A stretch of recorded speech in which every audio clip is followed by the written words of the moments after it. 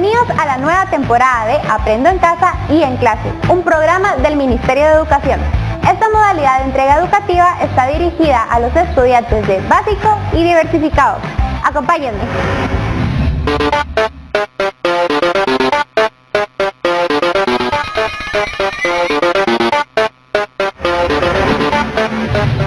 Hola, en la clase de hoy veremos el plano cartesiano.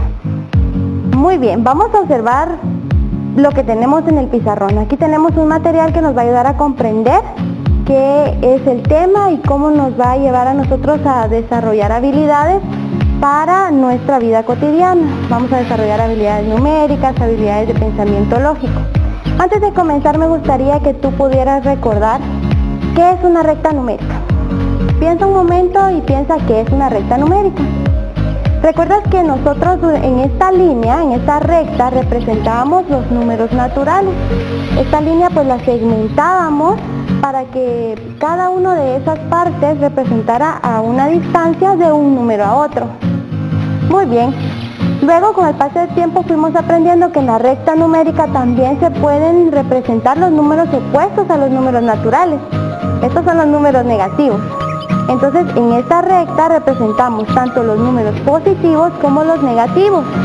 Esta recta puede ser infinita, puede ser desde los positivos, del infinito positivo hasta el infinito negativo. Entonces puede ser muy extensa o muy corta según tú lo decidas. Muy bien. Pues, ¿qué tiene que ver la recta numérica con el plano cartesiano? Lo siguiente que vamos a hacer es pensar en dos líneas perpendiculares. ¿Recuerdas cuáles son dos líneas perpendiculares? ¿O en qué forma son perpendiculares?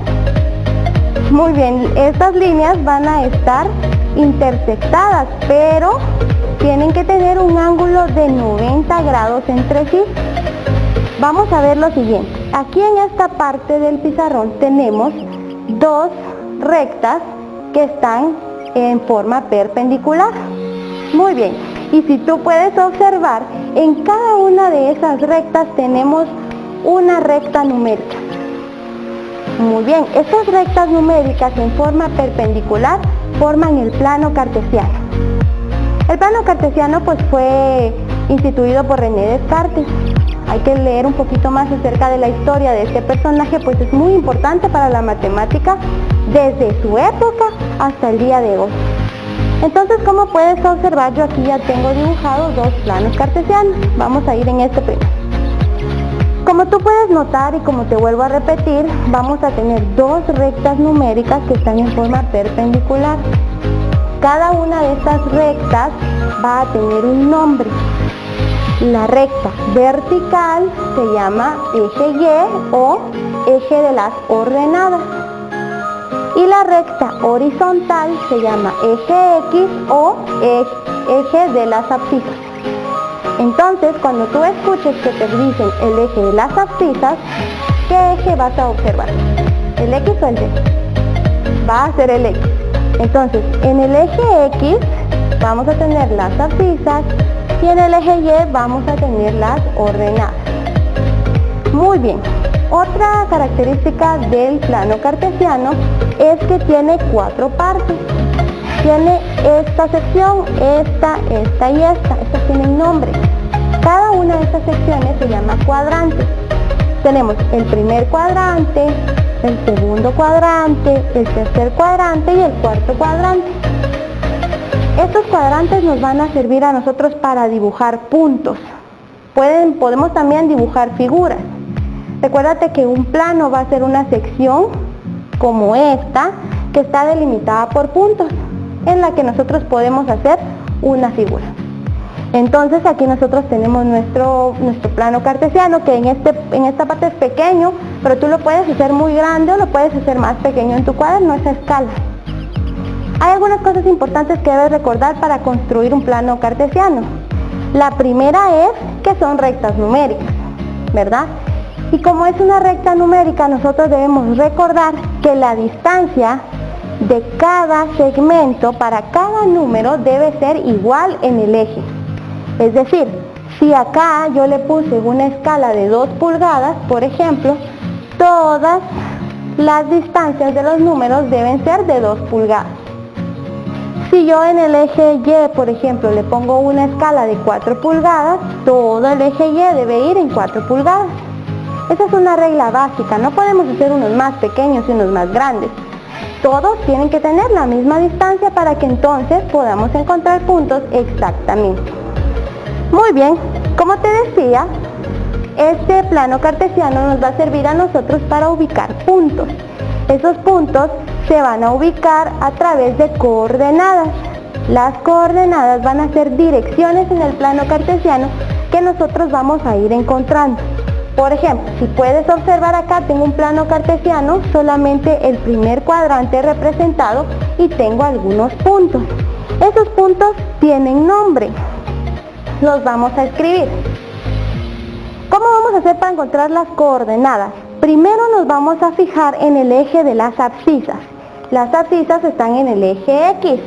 Entonces, vamos a primero encontrar este punto. ¿Cuál es su coordenada? Si te das cuenta, en el eje de las abscisas está en el número 1. Por lo tanto, su dirección, vamos a poner aquí entre paréntesis, 1.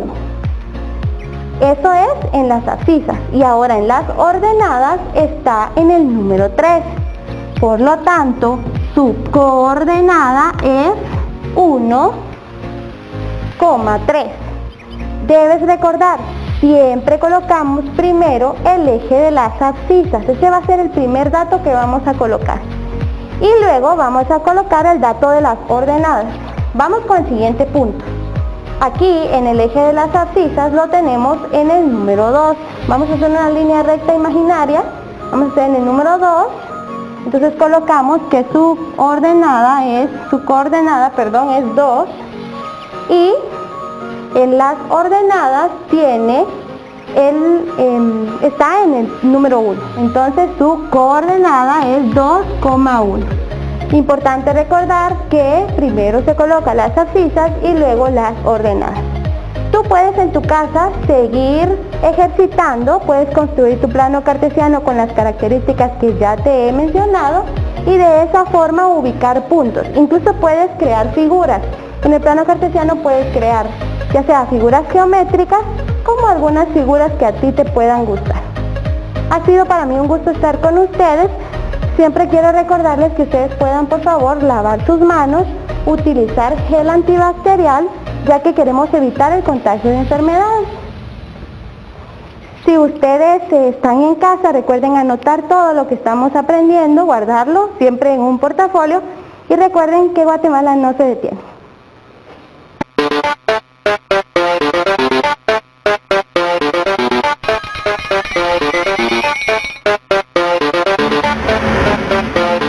Con más de su programa Aprendo en Casa y en Clase, y hoy en el segmento de comunicación y lenguaje nos acompaña Michelle Calderón. Michelle, un placer tenerla por acá. ¿Sobre qué vamos a platicar hoy? Gracias. Hoy estaremos platicando acerca de los modificadores en una oración. Para esto es importante que nosotros recordemos un poco acerca de los adjetivos y de los artículos. Nosotros ya hemos trabajado acerca de los artículos, que conocemos que es el, la, los, y que podemos irlo conjugando dependiendo de si estamos hablando en singular o en plural, ¿verdad? Pero también tenemos los adjetivos. Los adjetivos son aquellos que van a describir al núcleo. Entonces, estos dos son modificadores, ¿de acuerdo? Van a modificar al núcleo del sujeto. En modificadores tenemos dos tipos, los modificadores directos y los modificadores indirectos. Nos ayuda mucho cuando hacemos el análisis sintáctico, ¿verdad? Correcto, esta parte es para analizar sintácticamente la oración, es decir, vamos a ir viendo la función de las palabras dentro de la oración. Y por eso es que estas palabras ya dentro de la oración van a tomar la función de modificadores. Si es directo es que va a estar unido directamente al núcleo del sujeto, como su nombre lo dice. En cambio, indirecto va a necesitar un enlace preposicional. Quiere decir que vamos a necesitar una preposición y a través de la preposición vamos a unirlo al núcleo del sujeto. Sí, pues la preposición va a ser nuestro enlace que va a ayudar a poder describir de mejor manera nuestra oración. Correcto. Y las palabras. Correcto, a través de esto es que se va a unir, entonces por eso es que es indirecto, porque va a necesitar algo más para unirse. En cambio el directo no necesita nada más. Oh, perfecto, perfecto. Entonces vamos a verlo ya en algunas oraciones. Si por ejemplo tenemos la primera oración, el perro es cariñoso. ¿Quién acá es quien efectúa la acción? El perro. El perro, Ajá. muy bien. Entonces esta es la parte del sujeto. En el sujeto tenemos el núcleo del sujeto, que sería perro. Y lo que va a modificar acá sería el. Que es nuestro artículo. Exacto, muy bien. Tenemos el artículo. Como es un artículo, va a ser un modificador y está unido directamente al núcleo. Entonces va a ser un modificador directo. Muy bien. Ahora en la siguiente, árbol de la vida. El núcleo del sujeto sería árbol, ¿verdad? Pero va a unirse a través de la palabra de. Muy bien. Quiere decir que tiene un enlace preposicional. O sea que esta parte y esta parte va a ser un modificador indirecto. Muy porque bien. tiene una preposición. Exacto, se une al núcleo del sujeto a través de una preposición. Entonces este va a ser el enlace preposicional. Y es por eso que después, se convierte en un modificador indirecto. Sí, al momento de analizar sintácticamente esta oración es un modificador indirecto de este núcleo del sujeto. Entonces, lo importante es que tomemos en cuenta siempre, primero, cuál es el núcleo del sujeto. Ya teniendo en cuenta cuál es el núcleo del sujeto, podemos ver los modificadores. Veámoslo en la siguiente. Ardiente sol. El núcleo del sujeto sería sol. ¿De acuerdo? Es el sustantivo. Y el modificador sería ardiente. Y sería un modificador directo. Correcto, porque está unido directamente al núcleo. Al núcleo, que es el sol. Correcto, podemos ver que este sería también un adjetivo, como estábamos hablando acá. Los adjetivos y los artículos son modificadores. Y en este caso, pues porque está describiendo al sol, ¿verdad? Exacto. Entonces vale un adjetivo. Como describe al sol, es un adjetivo. Y es un adjetivo, entonces es un modificador. Y dependiendo cómo esté unido, ese es un modificador directo o indirecto. En el siguiente, el padre de Luis. Vamos a buscar primero el núcleo del sujeto. ¿Cuál es el núcleo del sujeto acá? Sería el padre. Padre, muy bien. Este es el núcleo del sujeto.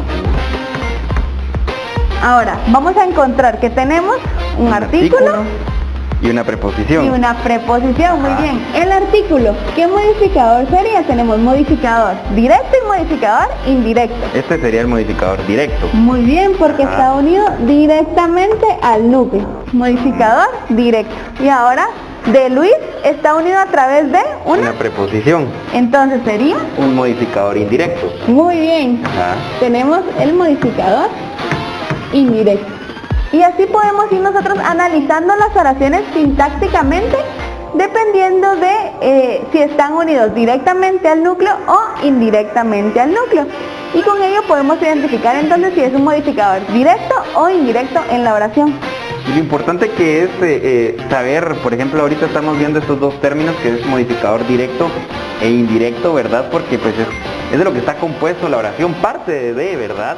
Y poder ir aprendiendo ese análisis sintáctico que nos ayuda en cualquier momento de nuestras vidas, al momento de escribir, y al hablarlo pues también podemos ir realizando ese análisis también, ¿verdad? Correcto, con esto podemos nosotros identificar también, por ejemplo, que no podemos utilizar cualquier tipo de artículo dependiendo del núcleo del sujeto, ¿verdad? Nosotros tenemos que ir visualizando qué artículo usar, de qué manera unir algún adjetivo con el núcleo del sujeto, entonces usaríamos modificadores indirectos. Por eso es que es tan indispensable también al momento de estructurar oraciones que nosotros comprendamos de qué manera se estructuran estas y poder así realizarlo de forma correcta para que cuando intentemos dar a entender un mensaje, las personas nos comprendan ese mensaje. Y tomar en cuenta también esos dos términos que usted decía que son sumamente importantes, ¿verdad? La preposición y también el artículo, ¿verdad? Que sean nuestra clave al momento de poder ir analizando sintácticamente nuestra oración. Correcto, entonces hay que identificar siempre en primer lugar si son adjetivos, es decir, si van describiendo al núcleo, si son artículos que van a acompañar al núcleo y de esta manera ya poder clasificarlos en modificadores directos e indirectos. Perfecto, Michelle, pues muchísimas gracias. Ya para ir finalizando, ¿alguna recomendación que usted le quiera dar a todas las personas que están en casa al momento de tener en cuenta este tema que, como ya lo dijimos, lo usamos a diario, ¿verdad? Claro que sí, en primer lugar va a ser que continúen escribiendo. Siempre pueden ustedes plasmar por escrito lo que están haciendo, lo que les gusta, lo que no. Y ya en sus oraciones pueden ir identificando entonces en qué momento utilizan modificadores directos y en qué momento utilizan modificadores indirectos y se les va a ir haciendo más fácil ya al momento de leerlo. Por supuesto, Michelle, muchísimas gracias. Y yo también tengo una recomendación, por favor, porque recordemos que mantener una buena higiene es sumamente importante y más en estos momentos. Recuerden lavarse las manos constantemente, utilicen su mascarilla y recuerden que Guatemala no se detiene.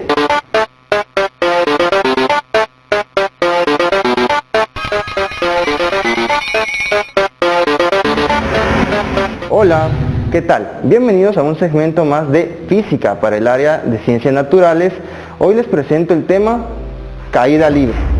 Bien, antes de comenzar quiero hacerles la recomendación de que laven sus manos con abundante agua y jabón, además de utilizar el gel antibacterial. Si salen, colocarse su mascarilla y mantener el distanciamiento social. Este tema va al área de ciencias naturales para el grado de tercero básico. Bien, antes de comenzar con el tema en específico, necesitamos saber un poco acerca de los antecedentes o de la historia que tiene este tema. Y nos remontamos entonces a la edad donde Isaac Newton hacía su descubrimiento sobre la ley de gravitación universal. Bueno, ¿en qué consistía esta ley? Esta ley comprendía que había una fuerza que atraía a diferentes masas, a diferentes cuerpos. Esta ley consistía en que la fuerza que existía entre esa atracción era directamente proporcional al producto de las masas que interactuaban, es decir, a la masa de los dos objetos, y era inversamente proporcional al cuadrado de la distancia que separaba a esos dos objetos. Bien, esto se generaba con una fuerza, y es la misma fuerza que la Tierra genera para atraer a diferentes cosas. Bueno, la Tierra atrae a todo lo que está dentro de ella, en particularmente a los seres humanos. Eso quiere decir, si se dan cuenta de algo muy importante, que la Tierra nos trata a nosotros como objetos, no nos trata como personas, ¿verdad? Sino que solo somos simplemente cosas que la Tierra atrae hacia su centro o hacia su superficie. Bien, continuando con esto entonces, la caída libre es precisamente eso, esa atracción y esa aceleración que tienen los cuerpos para ser atraídos hacia la Tierra. Quiero ponerles un ejemplo bastante sencillo y quiero que piensen en su deporte favorito.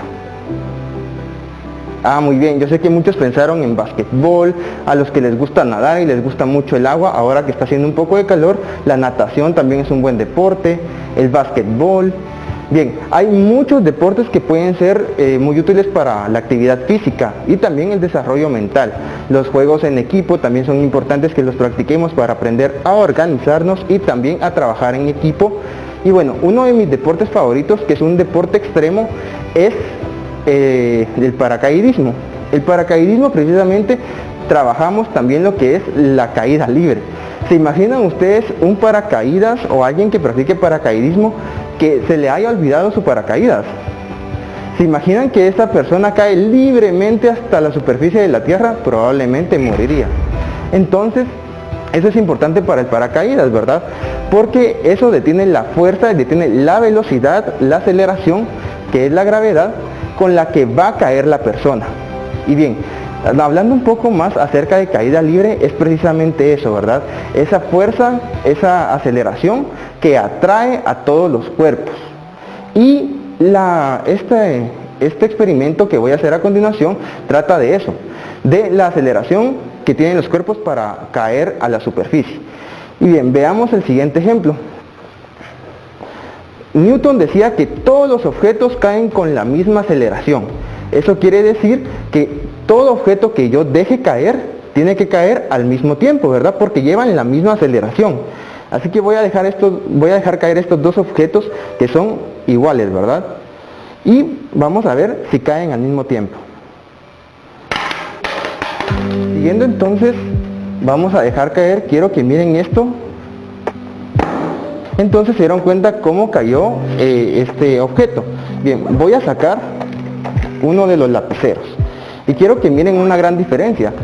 Este lapicero pues obviamente tiene menor masa que esta bolsita, ¿verdad? Porque la acabo de sacar de ahí, pero quiero que vean y observen bien cómo van a caer estos dos objetos. Bien, si se dan cuenta, a pesar de que un objeto es mucho más pesado que otro, caen casi exactamente al mismo tiempo. Claro, hay una interferencia, hay una fricción que no estamos tomando en cuenta, que es el aire, ¿verdad? El aire también produce un detenimiento o un retraso en la caída de los objetos. Pero ahora quiero que miremos por último estos dos. Si dan cuenta, un objeto es mucho más grande y mucho más pesado que el otro. Veamos cómo cae. Bueno, como se dieron cuenta, pues los objetos caen de manera similar y caen casi exactamente al mismo tiempo. ¿Por qué pasa eso? Bueno, por lo que les decía al principio, ¿cierto? Esa gravitación, esa gravedad, esa aceleración que se produce sobre los cuerpos es igual para todos, independientemente de la masa que tengan, de la forma que tengan y de cómo estén constituidos. Bien, vamos a hacer un pequeño repaso acerca de lo que aprendimos hoy. Primero, conocimos un poco acerca de la historia, de cómo se produjo o cómo se conoció la gravedad, y también de cómo fue descubierta y cómo fue expuesta para la información pública. Además, hicimos experimentos con los cuales pudimos descubrir ese concepto de gravedad en cuanto a la aceleración, ¿verdad?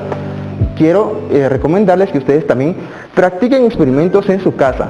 Les quiero también recomendar que laven sus manos con abundante agua y jabón, también que utilicen gel antibacterial.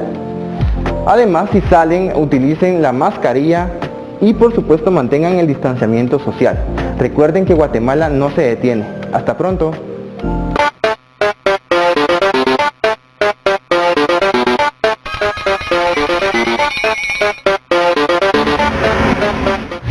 Soy Pablo Salvatierra y vamos a ver este segmento de Ciencias Sociales. En este segmento vamos a abordar símbolos patrios y vamos a comenzar con la marimba. Y hoy me acompaña también el profesor Rubén Darío, quien nos va a ayudar a ampliar esta sesión. Mucho gusto, profesor. Gracias. Pero antes de comenzar, para también tener un poco de contexto, vamos a ir intercalando con algunos poemas que han escrito con relación a la marimba. Y vamos a comenzar con el primero. Este es de Roberto Obregón, La marimba. Se procede a cortar el hormigo y se arrastra al patio de la casa, a la fuerza. Se deja botado para que le penetre el sol durante varios días y que se le filtre la luna. Es aconsejable ahumarlo arropado. En fin, dejarlo así y hacer como que uno no se fija en él, no hacerle caso. Solito irá absorbiendo lo que de lloro tiene el huas y la lluvia, el cascabeleo de la cascabel, lo que de entrañable tiene el tecolote, lo que de puñal tiene el canto del clarinero. ¿Qué le parece este poema, profesor? Bueno, muy, sobre todo porque es un gran poeta guatemalteco y los poetas guatemaltecos casi todos le han hecho un o dos o varios poemas a nuestro instrumento nacional, símbolo patrio. Pues vale la pena ver que la lírica, el Parnaso guatemalteco de las letras, también se ocupa de la marimba. Correcto, pero vamos a conversar un poco acerca de qué es la marimba, cuál es su origen, para entender también cómo se convirtió en símbolo patrio. Hay algunas teorías que nos dicen que la marimba no es propiamente guatemalteca, sino que puede haber venido de África, incluso de la India, dicen algunos, pero otros estudiosos pues también se han intentado acercar a ver el origen, si es realmente guatemalteco, o podríamos tal vez hablar que hubo alguna adaptación al contexto mesoamericano. Incluso el maestro Lester Godínez, si mal no recuerdo, tiene un libro que habla sobre la marimba. Pero ¿qué nos podría ampliar usted acerca del origen de la marimba? Bueno, podríamos decir que, discutir sobre el origen de la marimba tal vez es es muy importante para la historiografía, pero como dice una gran autora, la marimba podrá no ser guatemalteca, pero indudablemente es guatemalteca. ¿Por qué digo esto? Porque sí, en efecto, lo que se sabe es que en la historiografía guatemalteca, la primera mención, y esto lo menciona el maestro Lester Godínez en su libro La marimba, la primera mención que se hace de la marimba es cuando de la fiesta de la inauguración de la Catedral de Santiago de Guatemala, hoy Antigua Guatemala, cabalmente en 1680, como está en el cartel. Fue la primera vez que en un libro aparece que se usó marimba y la marimba era tocada por indígenas. Pero los rastros que se pueden seguir es que de alguna manera, como los españoles o los europeos trajeron dentro de su servidumbre, digámoslo así, a afrodescendientes, no garífunas, sino afrodescendientes, es posible que esa tradición, esa idea de poner en fila tablillas para tocar, haya venido también de algo que es muy, muy inherente al África misma. Muy bien, entonces estamos hablando también de los años 1492 a 1680, es decir, cuando ocurría la dominación española. Exacto, sí, sí. En todo el territorio mesoamericano, que vale decir que no era Guatemala, sino que era un Sí, territorio... Mesoamérica abarcaba desde el norte de Ciudad de México hasta Nicaragua. Muy bien. Y también vimos que en el poema Roberto Obregón se refiere al hormigo, es decir, creo que él trata de darnos a entender cómo es que ese momento en el que se está construyendo la marimba. ¿De qué materiales está hecha la marimba o de cuáles se puede trabajar? Pues 95% es madera. Las teclas son hechas justamente de madera de hormigo, como lo plantea el poeta, o roxul. Las dos maderas de fosfuro un poquito más rojito, se conoce que es roxul. De esas dos producen esa sonoridad maravillosa que a la vez es agrandada o ampliada por los resonadores. En otras marimbas son tecomates, pero esos resonadores sirven para ampliar el sonido, como la guitarra, que tiene un cuerpo. Para eso están hechas, y tienen también unos pequeños agujeros debajo de los resonadores, con tela de intestino del cerdo, que está pegado con cera de abeja. O sea, esto es todo muy manual, muy artesanal. Y bueno, otra cosa también utiliza caucho para las teclas, para las baquetas o bolillos, y también hilo para enhebrar las teclas sobre sus clavijas. Entonces, principalmente madera de aquí, de Guatemala. De hormigo. Muy bien. Y para continuar, vamos ahora con este otro poema de Luis Alfredo Arango, otro gran poeta guatemalteco. Marimba.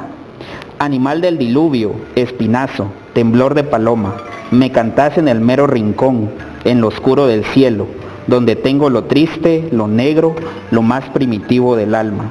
Sos mi lujo, mi amor, mi legítima esposa. ¿Cree usted que en este poema Luis Alfredo Arango nos plantea la identidad a partir de la marimba? Por supuesto, para nosotros los guatemaltecos, la marimba, aunque no vayamos a fiestas donde hay marimba, aunque no oigamos marimba todo el día, todo el tiempo, en mi caso sí oigo todos los días de madrugada, pero digamos, si no oímos marimba todos los días, cuando oímos marimba nos toca el alma, porque es parte de nuestra identidad. La marimba nos atrae a todos y nos debe atraer a todos los guatemaltecos, aunque nos guste otras músicas. Muy bien. Y continuando también con estas teorías acerca del origen de la marimba, tenemos acá este códice que fue copiado por Marcial Armas Lara, en el cual nos muestra un dios que está sosteniendo una marimba de brazo. ¿Qué nos puede comentar acerca de esto? A Marcial Armas Lara, en efecto, en su libro sobre las danzas, él confiesa de que unos sacerdotes mayas lo llevaron a un lugar secreto y le enseñaron un códice en donde vio justamente esto. No le permitieron fotografiarlo y por eso él lo memorizó y lo copió después. Es parte de una de las hipótesis que se manejan, ¿verdad?, de Marcial Armas Lara. Y lo sostuvo por mucho tiempo un gran periodista que se llama Mariano López Mayorical. Muy bien. Y también existe este otro testimonio que busca validar el origen guatemalteco de la marimba, de este vaso de cerámica de Ratinlinchul, en Chamá, Alta Verapaz, que nos muestra el tablero de Ojom, que es como una marimba primitiva, vamos a llamarlo de alguna manera, que es esta acá que está señalado. ¿Qué nos puede comentar también acerca de Bueno, sí, el vasito de Ratinlinchul es algo así como un batidorcito de café. Lastimosamente está en un museo en los Estados Unidos, pero sí, en efecto, quien sostiene esta teoría es que este personaje que se encuentra aquí tiene algo en la espalda, ¿verdad?, con piel de jaguar, y pareciera que fueran teclas. Inclusive un constructor guatemalteco de marimbas, de apellido Asturias, hizo una réplica de eso y suena a la marimba. Es una también de las hipótesis que se maneja. Muy bien. Y para ir concluyendo, tenemos acá que en 1978, en el decreto 6678, se nombró a la marimba como instrumento nacional. Luego en 1999, el decreto 3199 ya lo nombró como símbolo patrio. Entonces, ¿cómo podríamos definir la marimba como símbolo patrio Bueno, aquí tenemos que la marimba aparece incluso dentro de la jurisprudencia de Guatemala o la legislación de Guatemala. Aquí ya nos obliga a nosotros los educadores a que los estudiantes tengan acceso a sentirse identificados con el instrumento nacional y que es también parte de los símbolos o esas ideas maravillosas que debemos tener para que nos den orgullo de ser de este país, Guatemala. Muy bien, y para concluir entonces solo vamos a escuchar el último poema, Julio Fausto Aguilera, que justo se lo dedica a uno de los grandes músicos que ha tenido Guatemala, Jorge Sarmientos. Se llama Guatemala Marimba. Guatemala Marimba, sonora tierra mía, árbol en el espacio de ramaje sonoro. Guatemala Marimba, raíces musicales, popolbúgicas flautas ascendiendo en la savia hasta hacer en las ramas infinito gorjeo. Teclado, pentagrama, espiral en los ámbitos. Celestes minerales nutrieron ondas sabias, germinales, terrestres florecen en los astros. Guatemala Marimba, tierra mía sonora. Guatemala Marimba, resonando en los ámbitos. Bueno, muchas gracias, profesor, por habernos acompañado en este segmento que busca también dar a conocer estos símbolos e ir un poco más allá y, como usted bien decía, también abrir esa conversación de investigar cómo es que se constituyeron en símbolos. ¿Alguna recomendación que tenga referente a la marimba? Pues oír marimba. Hay marimba para jóvenes también, hay música de marimba para jóvenes guatemaltecos de este momento. Así que busquen y van a ver mucha marimba y que la marimba siempre va a estar en sus vidas. Muchas gracias. Entonces les recuerdo también que cumplan con todas las medidas de higiene. Gracias por su atención y les recuerdo que Guatemala no se detiene. Hasta una próxima oportunidad.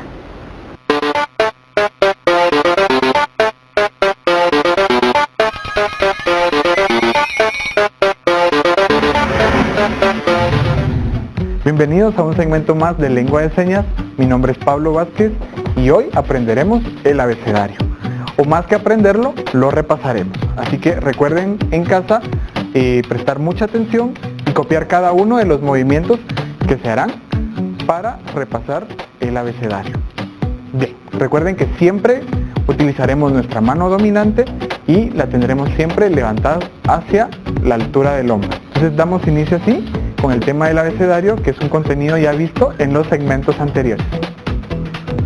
Muy bien, entonces recuerden siempre utilizar la mano dominante, en mi caso es la derecha, y siempre estar a la altura del hombro. Empezamos con la A. B, recuerden que la letra B siempre tiene que ir de lado, no de esta manera porque si no confundimos con el número 4. C, D, la D siempre debe llevar este movimiento, aunque no suene, pero siempre debe llevarlo porque es parte de la letra. E, F, G, la letra G, para no confundirla, lo que haremos es simplemente usar la pinza de nuestros dedos y tomar la parte de abajo de nuestra oreja. Luego sigue H, siempre teniendo los dos, tomando de referencia el número 2 y llevándolo hacia nuestros lados. Y J siempre se dibuja en el aire. K,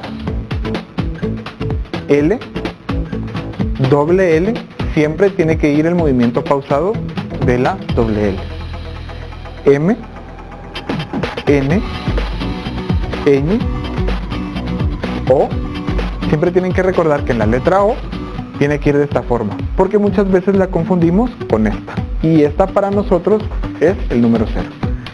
O, P, Q, R, doble R, es el mismo movimiento que la doble L con un movimiento pausado. S, T, U, V,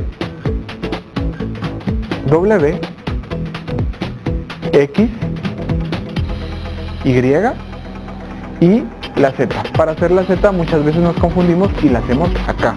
Realmente el movimiento y la señal correcta es de lado, de esta forma, para que visualmente se pueda observar la letra. Muy bien, como vieron, hoy aprendimos el abecedario, tomando en cuenta que es un tema que nosotros ya podemos manejar fácilmente y con ello podemos deletrear muchas de las palabras que no conocemos. Recuerden siempre practicar en casa con familiares o amigos, utilizar mascarillas, lavarse siempre las manos y Guatemala no se detiene. Hasta la próxima.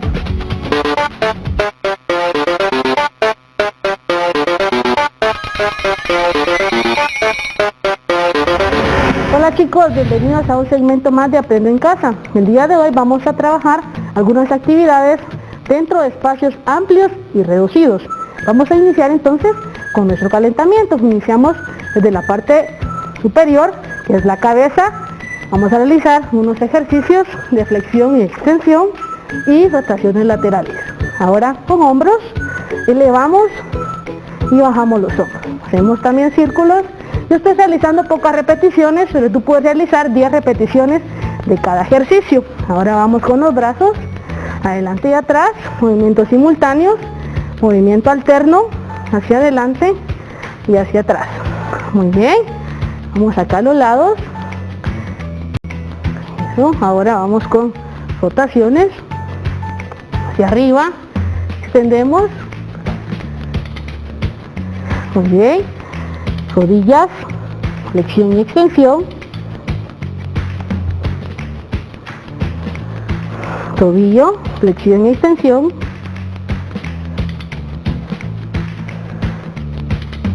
también circunducción de tobillo y desplazamientos laterales. Payasitos.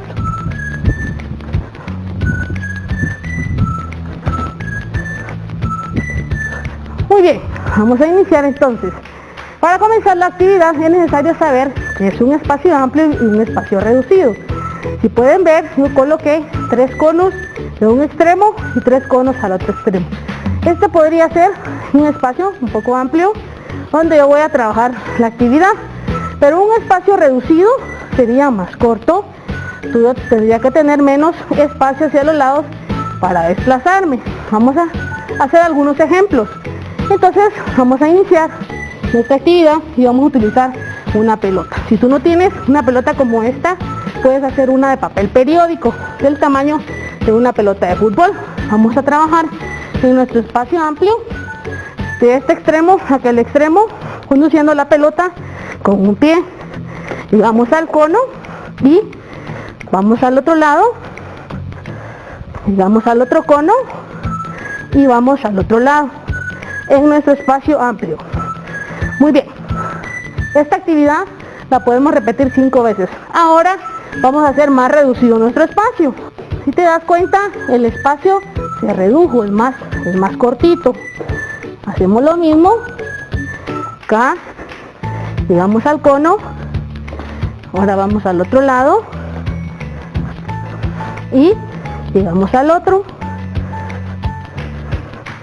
Muy bien, entonces como tenemos un espacio más reducido, podemos hacer variantes, ya no desplazamientos, sino que en un lugar podemos poner la pelota adelante y hacia atrás en un espacio corto, ¿verdad? En un espacio corto donde estamos trabajando. Muy bien, vamos a hacer otra actividad con espacio amplio y espacio reducido. Entre cada cono hay un espacio amplio. Y desde acá, ¿qué voy a hacer? Voy a saltar y tengo este espacio para correr y llegar al otro cono. Vuelvo a saltar. Nuevamente regreso. Y ahí hice mi primer recorrido. Esta actividad la voy a realizar 5 veces. Ahora vamos a colocar nuestro espacio que sea reducido. Ahora ya no tengo la posibilidad de correr, solo voy a saltar entre cada cono porque el espacio está más corto. De regreso.